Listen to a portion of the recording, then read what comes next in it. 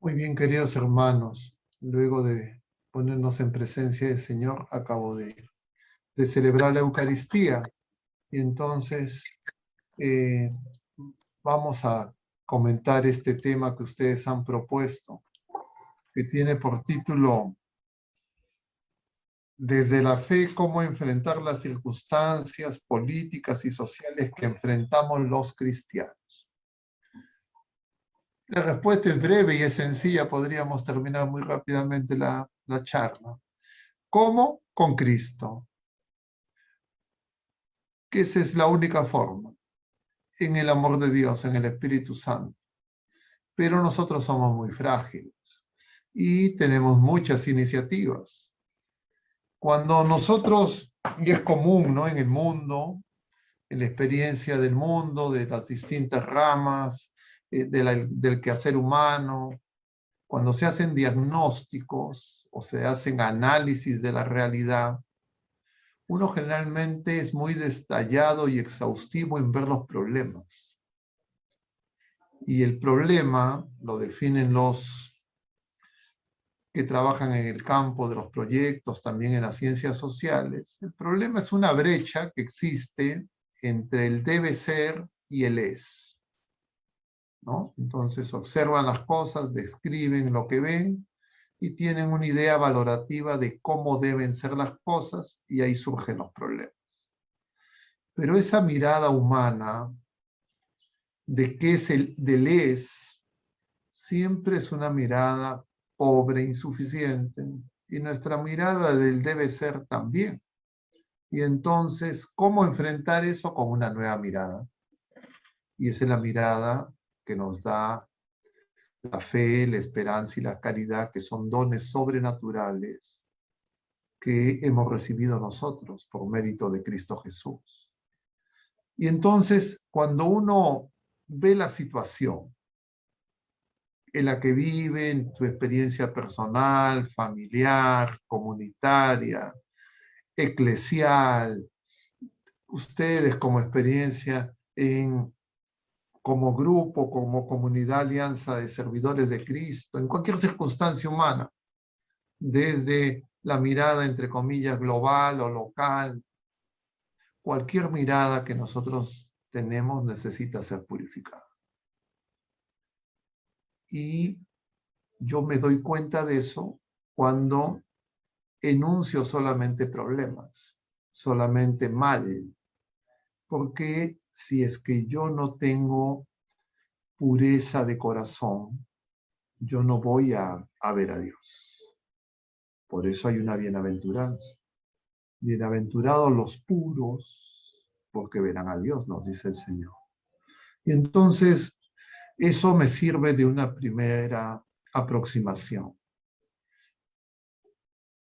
Esta frase con la que empieza ese discurso de Jesús, el más extenso del Evangelio según San Mateo, que conocemos como el Sermón de la Montaña, capítulos 5, 6 y 7, que empieza con las bienaventuranzas. Ahí está la bienaventuranza de ver a Dios.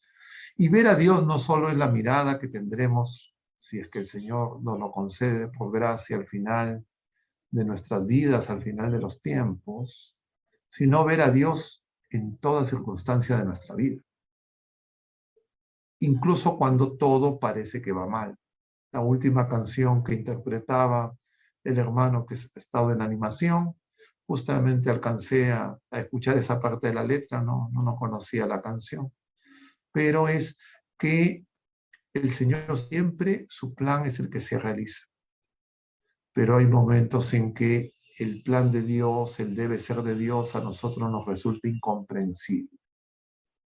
Y eso ha pasado a lo largo de la historia, tanto del pueblo de la primera alianza, como nosotros, en el tiempo de la iglesia, en el tiempo de los gentiles, al final de los tiempos. Justo estos días hemos estado contemplando en la primera lectura del Evangelio hoy empezamos el segundo, dos profetas posexílicos, después del exilio de Babilonia. Ageo, Hemos estado viendo dos pasajes de Ageo en los días pasados. Y hoy hemos empezado a contemplar al profeta Zacarías, también contemporáneo con Ageo. Se dirige a los mismos personajes que Ageo. Ageo dirige su profecía a dos personajes y al pueblo. A Zorobabel, que es, diríamos, la autoridad civil, política, el gobernador, y a Josué, que es el sumo sacerdote, y al pueblo, es decir, a la autoridad religiosa y a la autoridad civil. Porque ellos han salido muy entusiastas de Babilonia, donde han estado cerca de 70 años, son liberados por Ciro, rey de Persia, y regresan a Jerusalén, y regresan cargados de una serie de bienes para iniciar la reconstrucción del templo. Pero cuando llegan, ven el desastre. 70 años eso ha estado abandonado, destruido, sus campos, sus casas y el templo. Y entonces lo primero que se les ocurre es empezar a realizar y reconstruir sus casas. Ageo les va a llamar la atención y les va a decir que hay que reconstruir el templo. Y los va a animar. Muchas veces va a usar la palabra, como veíamos ayer, ánimo, ánimo. Tanto a Zorobabel como a Josué, como al pueblo. Y entonces empiezan a reconstruir el templo.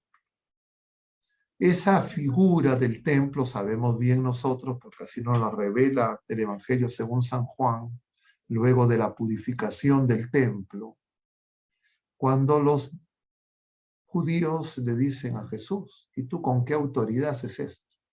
Y el Señor le va a decir, destruyan este templo y yo lo reconstruiré en 3 días. Y acota San Juan, se refería al templo de su cuerpo, a su resurrección en realidad. Y eso ocurre tempranamente en el Evangelio según San Juan, en el capítulo 2, inmediatamente después de las bodas de Caná. Después de las bodas de Caná, en Caná de Galilea, Jesús va a Jerusalén. En Juan saben ustedes bien que hay tres peregrinaciones de Jesús a Jerusalén. En la primera es donde realiza la purificación del templo. En los sinópticos aparece al final, también lo menciona. Y entonces esa purificación del templo que realiza Jesús es análoga a lo que va a ocurrir en su Pascua, con lo que tanto Jeremías ya había anticipado antes del exilio, y durante el exilio los profetas como Daniel, Ezequiel, y después del exilio como estos dos profetas. Entonces, cuando nosotros vemos que hay situaciones muy duras, como fue la experiencia de los 70 años en Babilonia, esclavizados, perdieron todo, no había sacerdotes, no había sacrificios.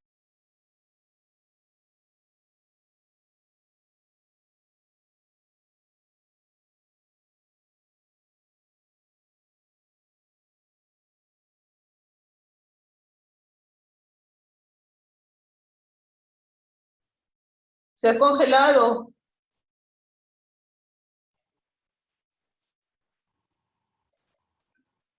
Se quedó congelado, padre.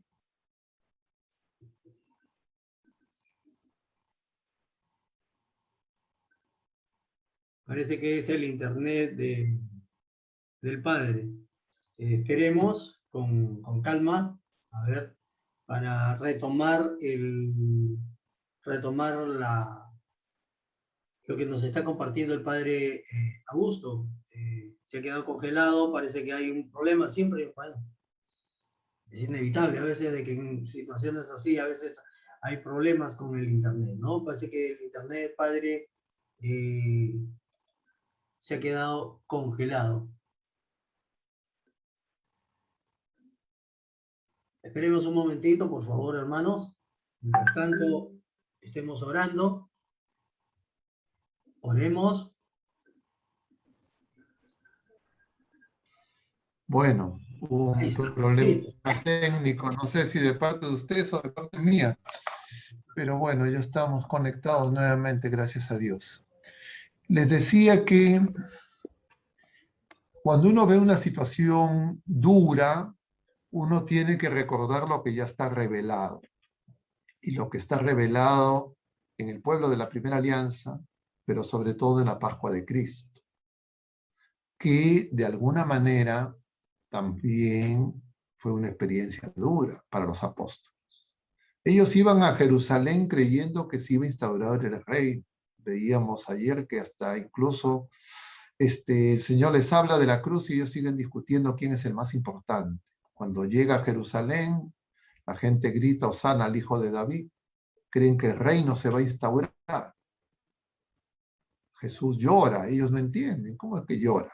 A pesar de que les había hablado 3 veces de la cruz. Llega a Jerusalén, todo el mundo quiere y lo busca. Se acercan esos griegos que buscan a Felipe y a Andrés, que quieren conocer a Jesús. Y Jesús les dice, si el grano de trigo no cae en tierra y muere, no da fruto. Es que nosotros sabemos entonces que esa Pascua de Cristo es la victoria ya plena, pero que nosotros tenemos que participar de esa victoria. Y para participar de esa victoria tenemos que estar unidos a Jesús. Entonces, ¿qué hacer? ¿Cómo hacer para enfrentar? Estar unidos a Jesús. Porque sea la situación que sea, la más terrible que podamos imaginar, si estamos unidos a Jesús es de victoria. Pero si no estamos unidos a Jesús, hay de nosotros. Y entonces, en el mundo, actualmente hay un proceso de secularización acelerado. Este proceso de globalización, que se conoce como el nuevo orden mundial, busca ahora más, diríamos, con más audacia, algo que empezó en realidad hace 500 años de manera muy agresiva y que en los últimos 200 años hizo que prácticamente la Revolución Francesa se hiciera una revolución mundial. Nosotros hemos celebrado el 28 de julio pasado el bicentenario y en realidad las guerras de independencia en nuestro continente fueron la aplicación de la Revolución Francesa a nuestro continente. Entonces, la secularización más agresiva en nuestro país y en Latinoamérica empieza justamente con esas guerras de independencia. Un signo claro es lo mismo que ocurrió en Europa, que la mente de las personas sea una mente guiada por las ideologías paganas, ateas. Y lo primero que hicieron, tanto en la Universidad de París como en otras universidades, al igual que la Universidad de San Marcos en nuestro país, la primera universidad de América es expulsar a los religiosos, a los que habían fundado la universidad. ¿Para qué? Para que las nuevas generaciones supuestamente se formen científicamente, piensen, entre comillas, de una manera racional, pero parecería que para eso había que sacar a Dios. Entonces, varias generaciones, todos nosotros, nos hemos formado en esa mentalidad. Años después, algunos en nuestro país se dieron cuenta de ese error y fundaron la llamada Universidad Católica para que compensara ese desastre. Pero al cabo de las décadas, esa Universidad Católica también quedó solamente con el nombre. Y entonces todo el sistema educativo, formal e informal actualmente, salvo tal vez algunas pequeñas excepciones, no solo en nuestro país, sino en el mundo entero, ya está imponiendo esa mentalidad sin Dios. Y entonces, sin Dios estamos ciegos. Incluso los que formamos parte de la iglesia, incluso los que hemos recibido los sacramentos. Y eso se evidencia por el miedo ante las situaciones complejas que no únicamente, pero de manera más visible en el mundo, se han desencadenado a raíz de la pandemia actual, que aún no se supera. Y entonces ha surgido el miedo, el temor, las consecuencias económicas, sociales, el aislamiento por las medidas de, entre comillas, bioseguridad, y una serie de temores, pero no solo de temores, sino también de incertidumbres muy grandes. Y eso ha hecho que muchas personas estén atemorizadas, confundidas, y podríamos decir en una palabra, es porque nuestra fe y nuestra esperanza se han debilitado. Podríamos decir, porque hay tibieza, como le dice el Señor en esas cartas a las 7 iglesias, capítulo 3 del Apocalipsis, especialmente la carta a la Odisea que ustedes conocen. El Señor le dice, tengo una queja contra ti, no eres ni frío ni caliente, te voy a vomitar. Pero además, si nosotros vemos las otras 6 iglesias, de las 7, solo a 2 el Señor no les da quejas. Todas las otras le dice, arrepiéntete. Qué bajo has caído. Crees que estás vivo, pero estás muerto. Palabras muy duras. Solo a la iglesia de Esmirna y a la de Filadelfia no hay reproche. ¿Y qué caracteriza esas 2 iglesias? La persecución, en el caso de la iglesia de Esmirna, y diríamos, esa puerta que menciona es el sentido de la puerta estrecha, la humildad.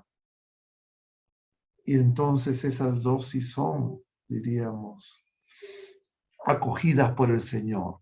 Las otras necesitan conversión. Entonces, en las circunstancias presentes, cuando vemos esta situación hostil en términos sociales, políticos, económicos, sanitarios, en nuestro país y en el mundo, cuando vemos que todas las cosas están mal, cuando vemos que tienen que cambiar, ¿qué vamos a hacer? Volver al Señor. Y volver al Señor, en primer lugar, contritos y humillados. Porque tenemos que reconocer, como denunció Jeremías para el caso del reino de Judá, que todas estas cosas son consecuencia de que nos hemos apartado de Dios. Y muchas veces nuestra fe es una fe que es más una creencia. Es decir, ya no la valoramos como algo sobrenatural. Y eso fue la consecuencia, una de las consecuencias más graves de la Revolución Francesa. El naturalismo. Es decir, ya todo es natural, todo lo tiene que resolver la ciencia, la tecnología, las obras humanas, el hombre que es centro y saca a Dios, porque fue una revolución anticristiana, una revolución deísta, una revolución que negaba a Jesucristo. Porque cuando uno tiene una posición deísta, es decir, Dios ha creado, pero Dios no interviene en el día a día, entonces yo saco a Jesucristo, porque Jesucristo es Dios y hombre verdadero que ha entrado en la historia. Y eso daña profundamente la fe. Y todo el sistema educativo, como les mencionaba, es deísta, en algunos casos ateo, agnóstico. Pero entonces ya no se cree en la providencia, se cree que Dios no interviene. Entonces, el ser humano, incluido la gente de fe, podemos sentirnos desamparados, que estamos solos. Porque vemos nuestras propias fuerzas, vemos que campean las injusticias, la inmoralidad, el caos, el desorden, la corrupción, todos los males que podamos y queramos agregar, y pueden ustedes y podemos agregar muchos. Pero todo eso es consecuencia de que nos hemos alejado de Dios. Porque es por el pecado que entró el mal al mundo. Porque Dios lo hizo todo bueno. Y entonces si hay mal, si hay dolor, si hay sufrimiento, si hay muerte, es consecuencia del pecado. Y de eso nos viene a liberar Jesucristo. Y Jesucristo está presente entre nosotros. Pero necesitamos reconocerlo. Reconocerlo en primer lugar en cada uno de nosotros y en nuestros hermanos. Y en cada uno de nosotros podemos ver muchas fallas, muchas miserias, porque somos pecadores.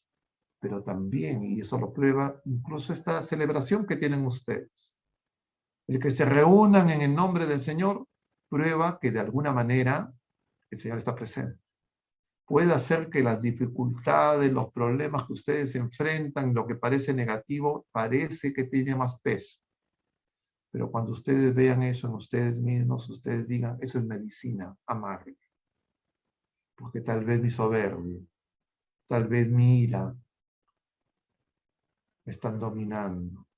Porque esta revolución francesa, esta restauración neopagana, como llama el Papa emérito, toda esta inundación de ideologías que dañan la fe, lo que apuntan es a que nosotros perdamos la esperanza. Y cuando yo pierdo la esperanza teologal, es decir, la esperanza sobrenatural, mi fe se va a dañar y mi fe se va a hacer vana. ¿Qué es una fe vana? Una fe centrada únicamente en lo temporal, en lo inmediato, sin esperanza escatológica, sin la certeza de la victoria definitiva. Y entonces me voy a preocupar y creer que lo que el Señor me ha prometido es el paraíso de la tierra. Y entonces voy a ver todo lo que falta, todos los problemas, todas las dificultades, y no voy a reconocer al Señor. Y una de las causas que impide que nosotros, las personas de fe, seamos dominados por esas falsas esperanzas o vanas esperanzas o esperanzas meramente humanas, es el sistema educativo. La mayoría de las familias, y tal vez en la experiencia también de ustedes, los que aspiran, los padres para sus hijos, son logros personales y temporales. Lo que quieren es que tengan estudios, que tengan una profesión, que tengan un trabajo, que tengan dinero, que tengan salud. Y si tienen todo eso, están felices. Somos bendecidos, dicen. No interesa si es que sus hijos no van a misa, si no se confiesan, si no reciben sacramentos, si les consta que viven en pecado. Pero si tienen salud, dinero, poder, ahí estamos bien. Estamos ciegos. Yo les hablo desde la parroquia Santa Mónica. La parroquia Santa Mónica, justamente, Mónica, la madre de Agustín, Agustín tenía temporalmente, humanamente, había logrado logros humanos, pero esa mujer lloraba. Cualquier persona diría, esta mujer está loca, pero si este hijo tiene todo, lo que en esos momentos los paganos aspiraban. Y ella lloraba, porque ella sabía que no tenía al Señor, que no tenía fe. Y cuando ella recibe esa gracia de ver que su hijo se ha convertido, ella dice, ya, acabó mi tarea en el mundo. Nosotros, los padres, ¿por qué se preocupan ante la crisis económica, social, sanitaria? Ay, de repente me va a pasar algo, me enfermo, me muero, ¿y qué va a pasar con mis hijos? ¿Quién les va a alimentar? ¿Quién los va a cuidar? Pero muchas veces no es, ¿y cómo yo los ayudo para que estén con el Señor? Que nos reencontremos en la casa del Padre. Entonces tenemos una fe muchas veces vana, porque en nuestra oración podemos descubrir si nuestra fe es vana según lo que pedimos. Si nosotros solo pedimos cosas de este mundo, es muy probable que yo no esté buscando al Señor, sino las cosas del Señor. Y eso pasó, y nos lo describen los evangelios en el ministerio de la vida pública de Jesús. En toda la etapa en Galilea lo seguían multitudes, porque el Señor curaba a los enfermos, expulsaba a los demonios, multiplicaba los panes, hacía hechos sobrenaturales. Y entonces se acercaban a Él. Pero en la cruz lo abandonaron. En Jerusalén, cuando vieron que no iba a ser el Mesías esperado, el Hosana al Hijo de David, que habían cantado en el Domingo de Ramos, los enmudeció y gritaron, crucifícale. Los apóstoles que en la última cena, empezando por Pedro, había dicho, te seguiré a donde vayas. Jesús les dice, me vas a negar. Si nosotros creemos que esos son personajes del pasado y que eso no está puesto para que nosotros nos examinemos y nosotros podemos vivir esa misma circunstancia, es porque justamente tenemos una fe vana. Y una fe vana, es decir, una fe solo con esperanza temporal, no es una fe viva, es una fe muerta, porque no va a amar. Es una fe que a lo más va a ser filantropía. Y por esa razón va a creer que los sacramentos son poco, que es insuficiente. A la gente se les dice, hay que orar, y dicen, ¿qué más?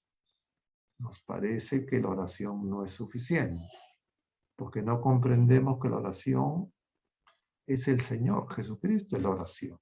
La oración más plena y más perfecta que tenemos son los 7 sacramentos de Jesucristo. Pero cuando yo creo que la oración es echarle discursos al Señor, ir con una lista de pedidos y pedirle muchas cosas, es que no entiendo qué es la oración.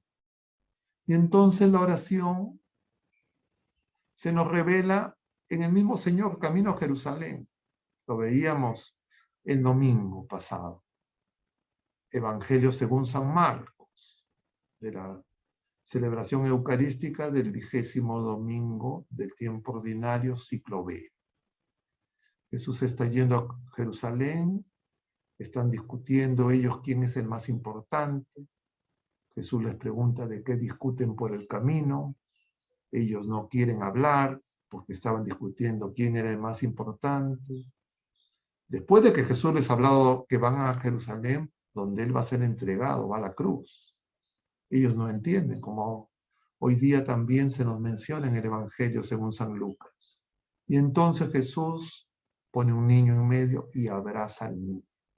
Y les dice, quien no me recibe a mí como a este niño, no puede entrar al reino de los cielos. Recibir a Jesucristo es hacer la oración. Y yo a un niño no lo busco como al Todopoderoso. Ustedes que son padres de familia, tienen la experiencia, tal vez a sus hijos ahora ya profesionales, adultos o en edad de trabajar, ustedes les piden que colaboren con la familia, con la casa, si son solteros, que ayuden, etc. Pero cuando sus hijos eran recién nacidos, pequeños, ustedes les decían, anda a trabajar, anda limpia, lava tus pañales, cámbiate los pañales. Por supuesto que no, porque eran niños. Nosotros nos acercamos a Jesús no como niño. Nos acercamos a pedirle cosas por interés.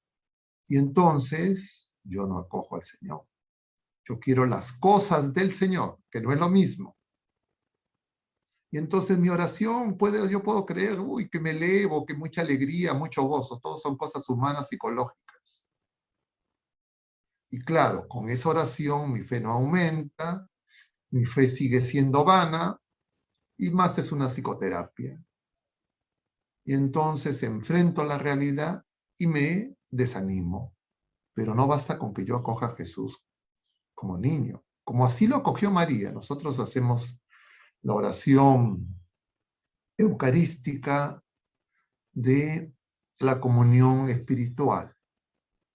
Y hay una de sus fórmulas que nos dice, yo quisiera recibir del Señor con la misma pureza, humildad y devoción con la que te recibió tu Santísima Madre.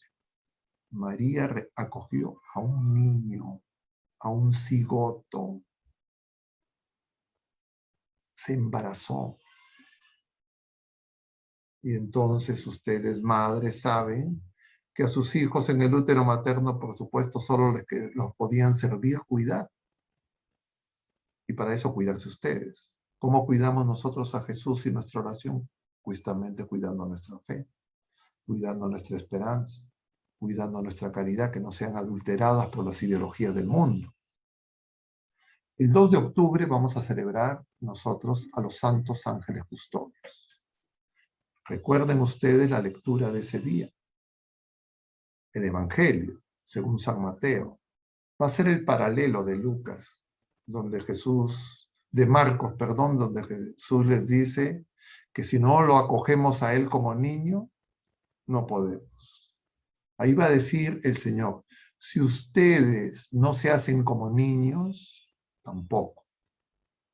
Entonces, nuestra oración es una oración que vamos al niño, niños. Eso nos enseñó Santa Teresita de Lisieux. Pero a veces uno cree que el que hace mejor oración es el que hace discursos, el que es más locuaz, el que es más elocuente. ¡Ay, qué bonito hace la oración!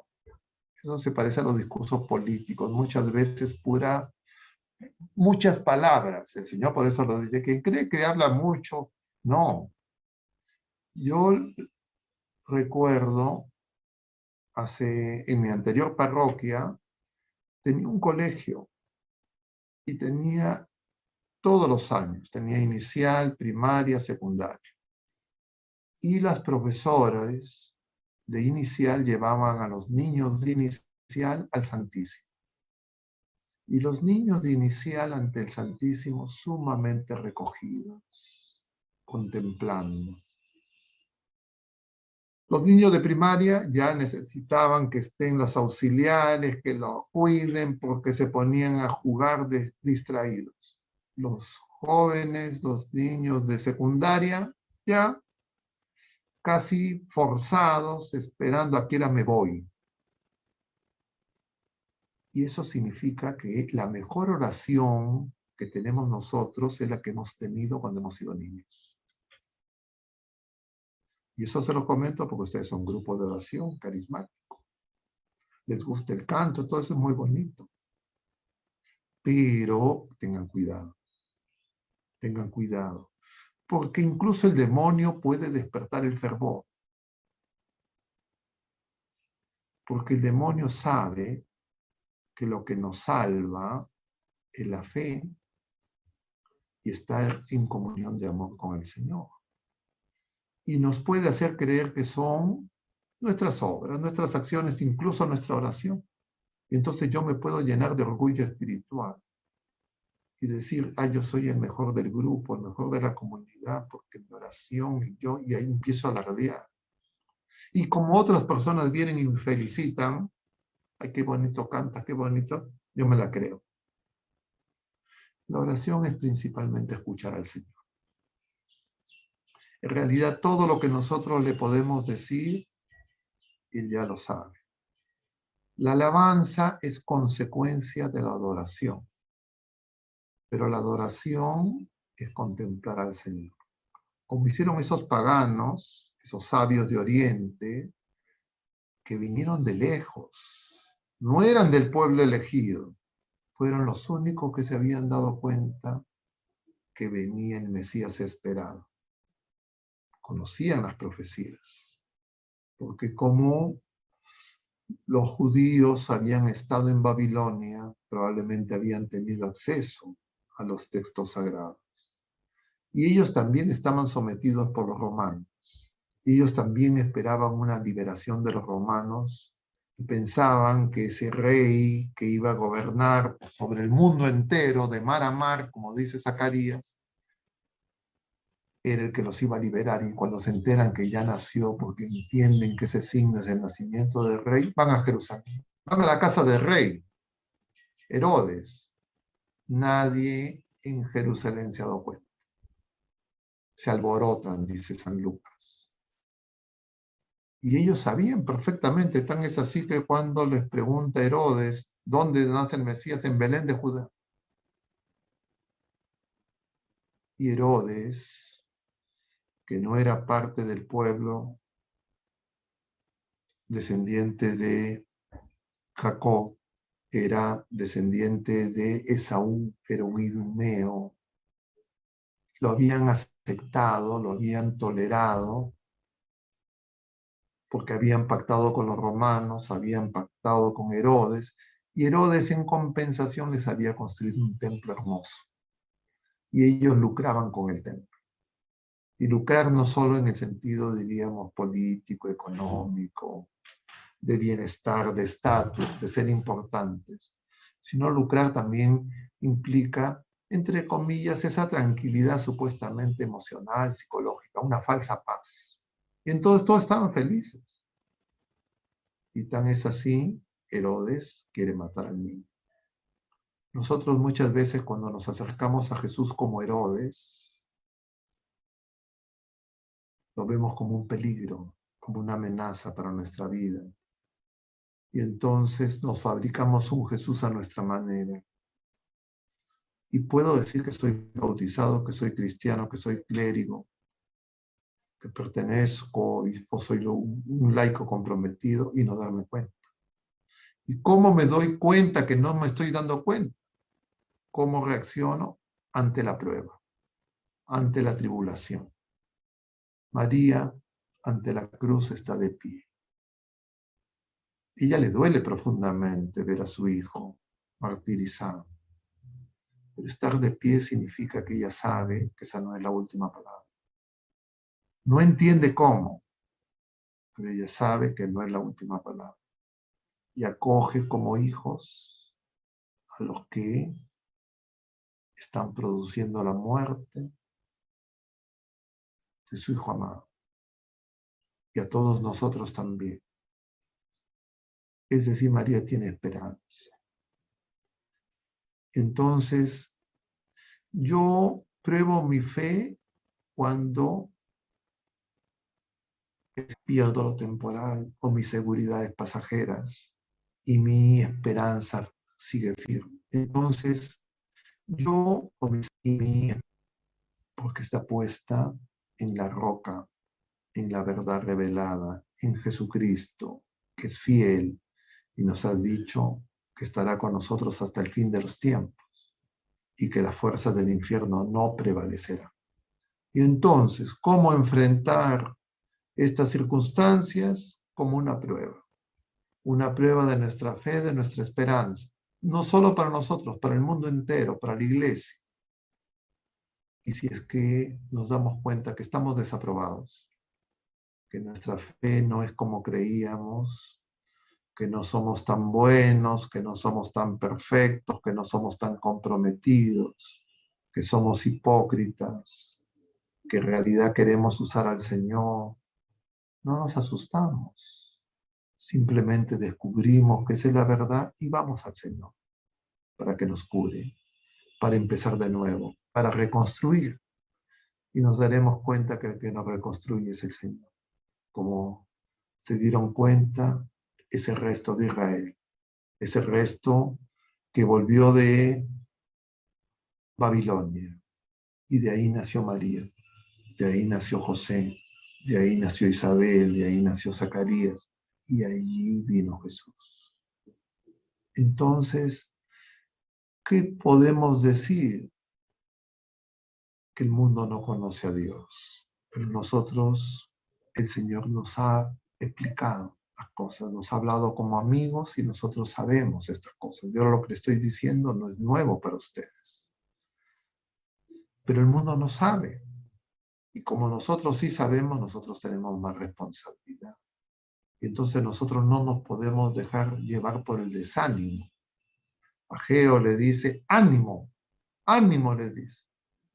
¿Y en qué se fundamenta nuestro ánimo? No es una psicoterapia, no es un sí se puede, sino saber que estamos con el Señor, que Él ya venció. Lo que falta es que nosotros nos unamos a esa victoria y que el Señor nos ha escogido, nos ha llamado para que nosotros seamos luz en medio de estas tinieblas.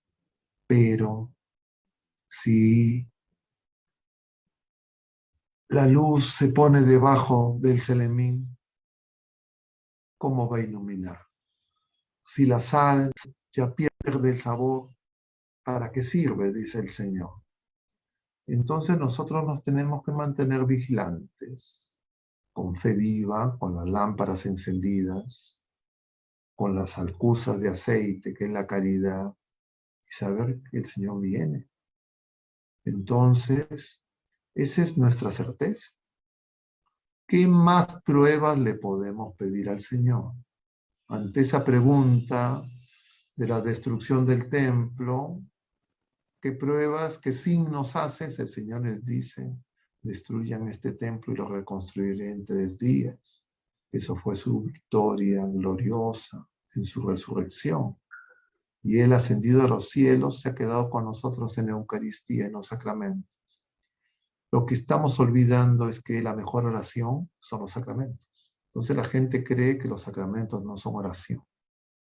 Yo me tengo que acercar a los sacramentos como un niño, sabiendo que Jesús viene a mí como un niño. Y si es que he estado descaminado, empezar de nuevo, empezar la reconstrucción, porque el Señor quiere entrar en mí. Yo soy el templo. Él quiere embellecerlo, Él quiere reconstruirlo, Él quiere que nuestros cuerpos sean gloriosos, seamos glorificados. Entonces ni la muerte nos va a vencer. Entonces, ¿de qué nos podemos temer, asustar, desanimar?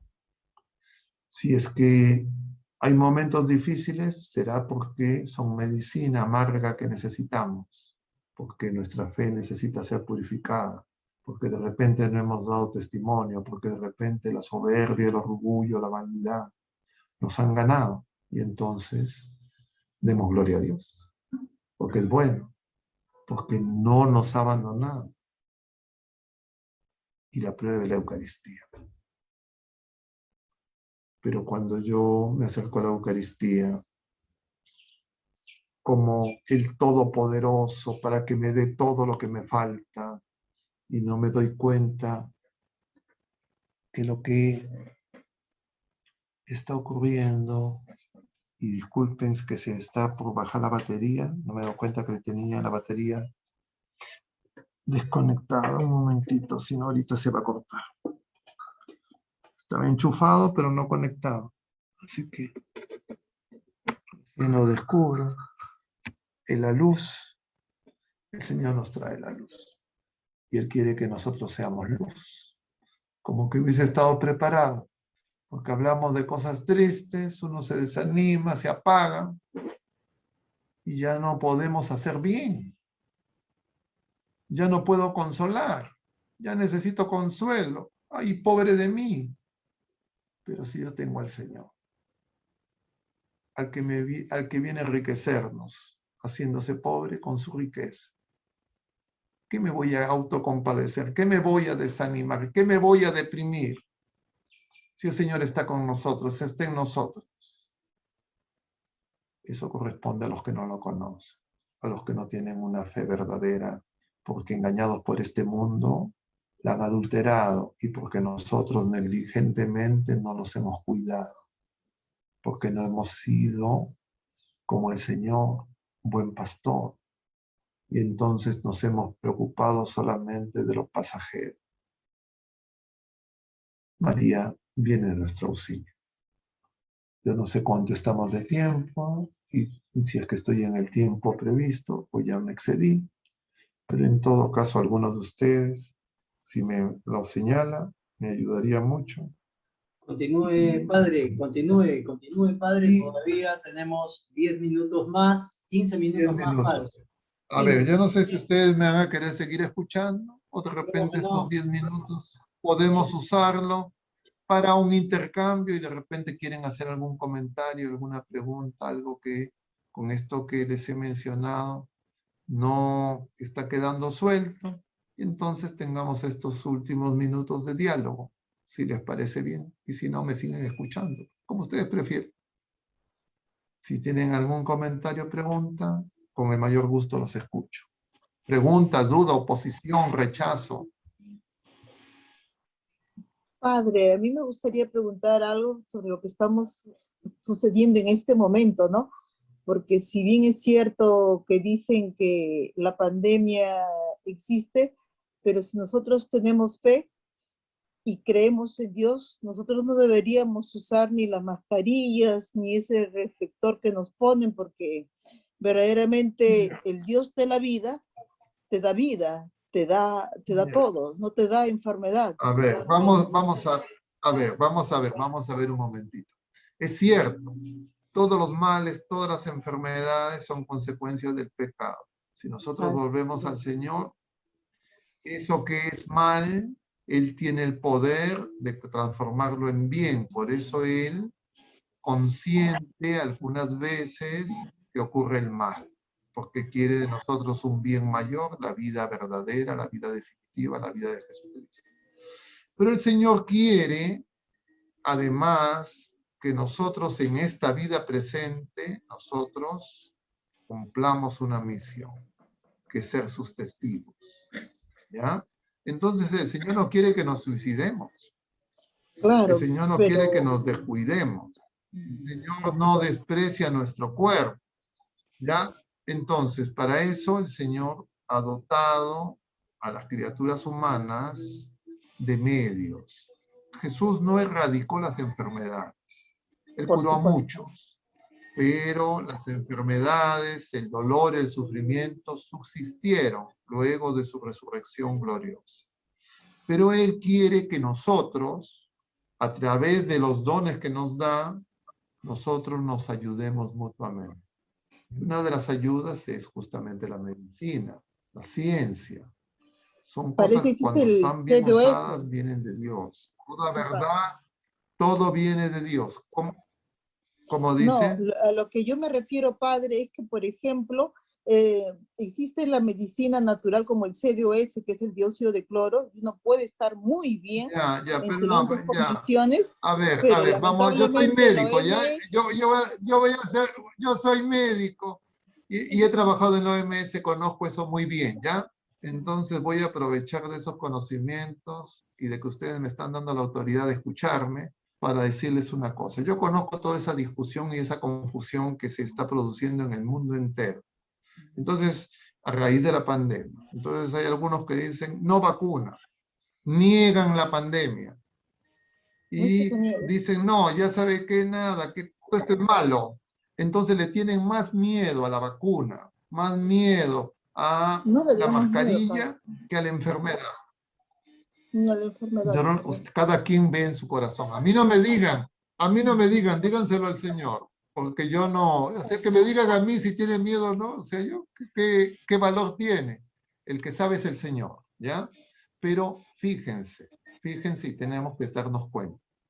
Yo lo que veo en esa polarización entre los que están a favor de la vacuna y los que están en contra de la vacuna es dos cosas, y se los digo con claridad. Ignorancia y poca fe.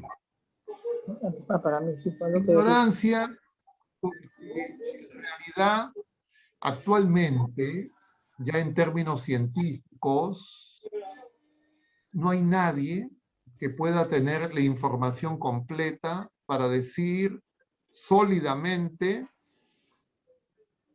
cuál es la respuesta desde la ciencia. No hay. Ni los que están a favor ni los que están en contra. Están en una polémica de sordos. ¿Ya? Entonces, claro, uno se polariza, puede apagar mejor su micrófono porque está interfiriendo el ruido de su computadora. Entonces, uno, no su cámara, sino su micrófono. Entonces, esa polarización no es científica, es política. ¿Ya? Y entonces, igual que las otras polarizaciones, por ejemplo, la que tenemos en nuestro país a raíz de la polarización política. En el mundo hay esa polarización entre los globalistas y los patriotas, entre los que cuestionan, diríamos, todo lo que el establishment, llamemos así, de los poderosos, los organismos internacionales, incluidos la OMS, los laboratorios químicos farmacéuticos y los gobiernos nos dicen, el llamado nuevo orden mundial. Pero, entre comillas, en respuesta, dicen hay que oponerse. Pero lo concreto es que en el campo estrictamente científico la información disponible por ninguno de los dos es suficiente. ¿Ya? Entonces, uno dice, yo les creo a estos o les creo a otros, uno les pregunta, ¿por qué no hay una razón científica que puedan ninguno de los dos argumentar? Entonces, en la práctica le están teniendo fe. Entonces, le están teniendo fe al dióxido, le están teniendo fe a que no necesitas usar ninguna protección.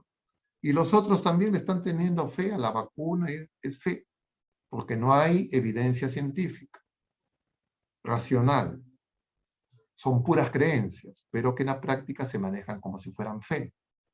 Y cuando nosotros, las personas de fe, ponemos en el mismo nivel nuestras adhesiones a estas cosas, que nuestra adhesión a Jesucristo, o usamos a Jesucristo para adherirnos a cualquiera de los dos, ya no tenemos fe. Eso pasa lo mismo en la esfera política. Hay algunos que dicen, no, lo que necesitamos es un cambio, una revolución, que el socialismo, que los pobres, que los marginados, que los ricos. Entonces tenemos que hacer la guerra de los ricos contra los pobres, la lucha de clases, la revolución. Y se adhieren a esas ideas, o las que están en contra de esas ideas, al liberalismo, que lo que necesitamos es el mercado, una economía libre, una sociedad abierta. Entonces se adhieren con fe a esas ideologías. Y esas no son revelación. Yo me adhiero con fe a la revelación, y la fe es sobrenatural. Pero cuando mis creencias intelectuales, mis certezas intelectuales, se ponen en el nivel de la fe, yo voy a empezar a discutir a Dios. Y lo que el Señor nos revela, y los padres del desierto nos enseñan, es que el enemigo es Satanás. Y la soberbia es la cabeza de todos los pecados capitales y de todos los pecados. Y la soberbia se disfraza de orgullo, de vanidad, de egoísmo, de creer que uno tiene la verdad. Y cuando uno se adhiere a las ideologías y las defiende con tanto ardor, más incluso que a Jesucristo, uno tiene que examinarse. ¿De acuerdo? Ahora, ¿qué ocurre? Que la soberbia y los 7 pecados, los otros 6 pecados capitales, que son de alguna manera manifestación de la soberbia, está muy ligada a la ira. Y la ira se suscita cuando uno cree que hay injusticia. Entonces, cuando yo creo que hay injusticia, no me dan lo que me es debido, entonces yo me lleno de cólera, me molesto, me amargo, me indigno. Y yo me hago instrumento de Satanás y de división.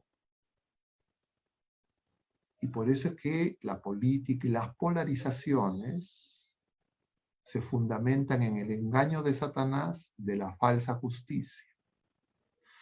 Todo ser humano desea justicia. Pero cuando creemos que la justicia es meramente temporal y no nos damos cuenta que la justicia solo la vamos a alcanzar si es que somos justificados. Y nos justifica Jesucristo, nos redime Jesucristo, nos perdona Jesucristo, nos reconcilia Jesucristo y nos hace hijos de Dios Jesucristo. Y la primera injusticia que hay es cuando yo no le doy a Dios lo que le corresponde. Es dejar que Él sea Dios. Y entonces no le doy a Dios lo que le corresponde, y entonces yo quiero hacer justicia por mis manos. Y yo voy a hacer ojo por ojo, diente por diente, y me voy a partidarizar. Ya sea en las cosas espirituales, ya sea en la fe, o ya sea en las cosas del mundo. Ya sea la vacuna, ya sea problemas económicos, de organización política, litúrgicos o los que fueran. Eso le ocurrió al pueblo de la primera alianza. Eso se nos advierte en esas cartas a las 7 iglesias, y eso está pasando ahora. Entonces, cuando yo estoy polarizado con algún grupo, antivacuna, etcétera, etcétera, y no, que esto, que el otro, que el dióxido, o que la mascarilla, o que la vacuna, etcétera, yo estoy en un error. Yo me tengo que afirmar a Jesucristo y decirle, Señor, yo quiero tener los mismos sentimientos que tú, que vienes por los malos y los buenos. Y justamente lo que dice Zacarías ahora, en ese pasaje de la primera lectura, los invito a que lo relean. Zacarías les dice que Jerusalén va a ser una ciudad abierta. Y uno dice, eso se ha cumplido cuando llega el Señor montado en el pollino del que habla Zacarías. Jerusalén tiene murallas. Jesús fue crucificado fuera de las murallas. Y es una ciudad abierta a la que van a llegar todos, el mundo entero. Entonces, claro, no es Jerusalén, es el mundo. Y Jesús viene por todos. Y entonces, cuando yo veo en criaturas humanas enemigos, me voy a llenar de ira, me voy a llenar de cólera, y voy a querer hacer justicia por mis manos porque voy a dividir el mundo entre buenos y malos. Y por supuesto yo me voy a poner del lado de los buenos. Y el único bueno es el Señor. Nosotros somos pecadores. Y entonces, ¿qué hacer ante las injusticias humanas? Las injusticias que se cometen contra nosotros, contra nuestros seres queridos, o las que observamos en nuestro país o en el mundo. Nosotros saber que no hay justicia humana. Hacer oración, pedir, ver si es que es una prueba para que nosotros crezcamos y poner las cosas en manos del Señor. Y nosotros no aumentar las injusticias. Y una manera de aumentar las injusticias es aumentar la división. Porque cuando yo critico a alguien y murmuro y me hago correa de transmisión de la murmuración, yo le puedo quitar a otras personas la capacidad de hacer el bien. Y entonces, la medicina resuelve muchos problemas, no es la respuesta definitiva, ayuda. Las distintas respuestas humanas imperfectas no son respuestas definitivas, pueden ayudar. Pero si nosotros, sin Jesucristo, queremos ponernos a servir, nos llenamos de iniciativas, incluso las que parecen buenas, no lo hacemos con mansedumbre y humildad, nosotros podemos ser parte de los engaños del demonio. Y tan serio es esto, que el Señor dice en San Lucas, cuando vuelva encontraré fe. Y en Mateo 24, en el discurso escatológico, el Señor dice, si no se acortan los días de la tribulación, ni siquiera los justos se van a salvar. Por eso oren para que se acorten esos días. La victoria es de Cristo. Entonces, cuando con información incompleta yo me adhiero a lo que dicen algunos, entre comillas, científicos, etcétera, que son, diríamos, contrarios al establishment, o me adhiero a los del establishment, a cualquiera de los dos grupos, o me adhiero a los que, entre comillas, los revolucionarios, o me adhiero a los conservadores, o cualquiera de las fracturas y divisiones que hay en el mundo, yo tengo que recordar lo que dice Pablo. Yo no soy de Saulo, no soy de Pablo, no soy de Cefas, no soy de Apolo, soy de Jesucristo. Y tengo que tener mucho cuidado. Al único que tengo que alabar es a Jesucristo. Pero si creo que no, que es obra divina el dióxido de... No, no es obra divina. La vacuna tampoco es obra divina. ¿Ya? Los medicamentos... Padre, lo que pasa es que no me está entendiendo, porque no, hay es testimonio. que yo no estoy polemizando con usted. Yo le estoy comentando en general para todos a partir de su comentario. Ya, padre, le entiendo.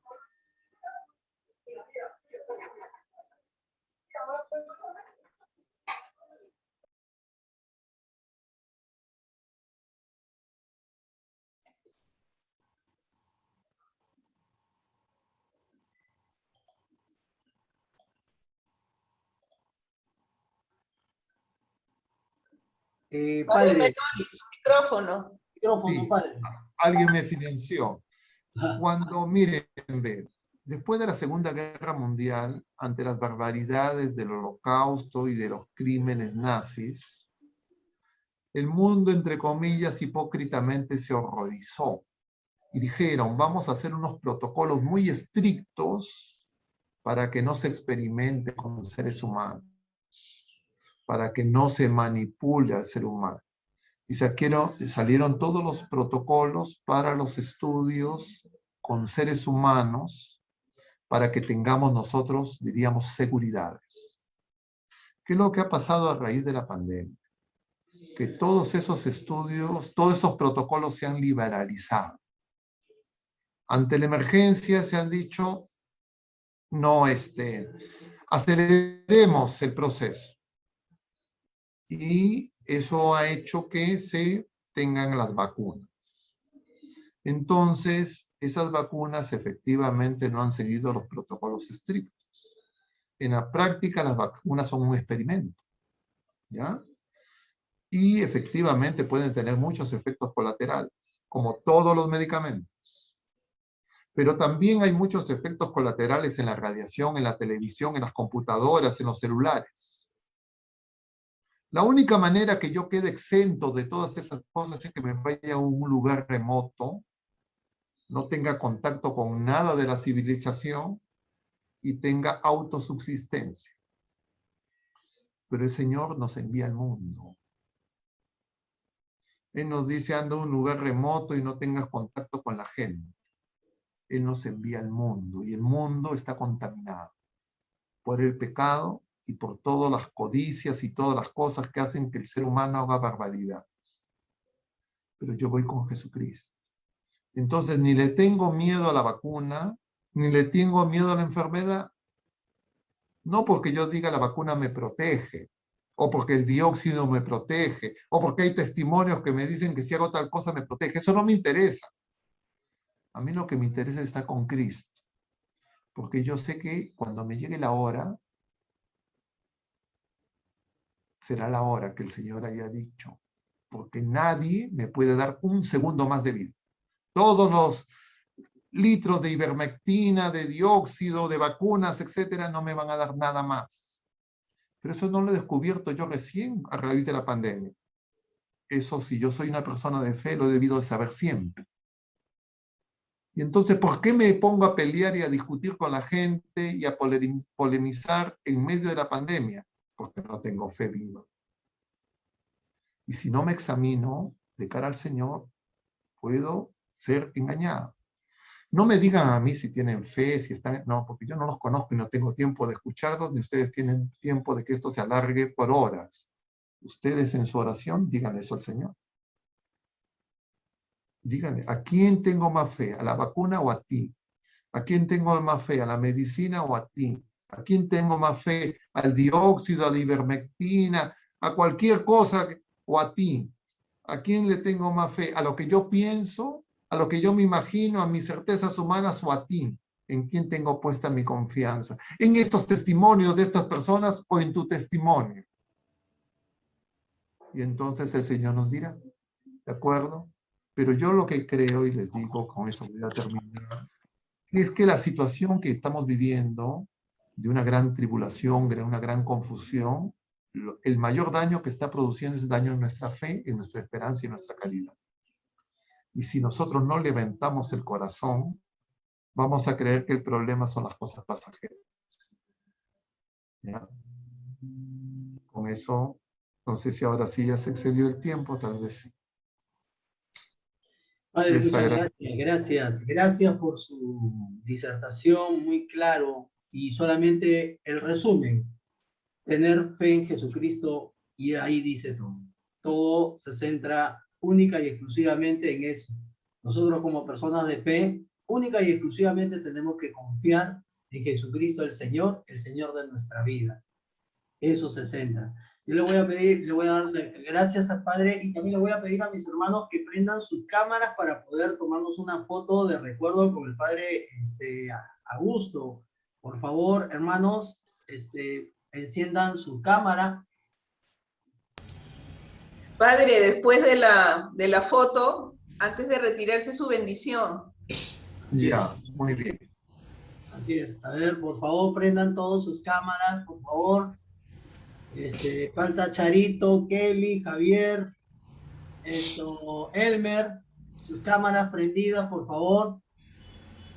Ya se han ido a otro sitio, ya. Han dejado sí. de nombre presente. A ver, Okay, a veces pasa así los...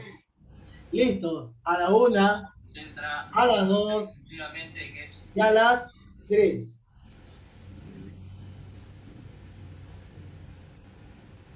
Listo. Ok, gracias. Gracias, Padre. Que Dios lo bendiga. Mari. Les doy la bendición y les pido disculpas de repente a la hermanita, especialmente que claro, yo he hablado un monólogo, le he escuchado más o menos porque conozco a algunas personas que comentan eso, pero vamos al Señor, pregúntenle ahí, ¿ya? El Señor esté con ustedes y la bendición de Dios Todopoderoso, Padre, Hijo y Espíritu Santo, descienda sobre todos ustedes y permanezca para siempre. Amén. Amén. Hoy se congeló el Padre otra vez.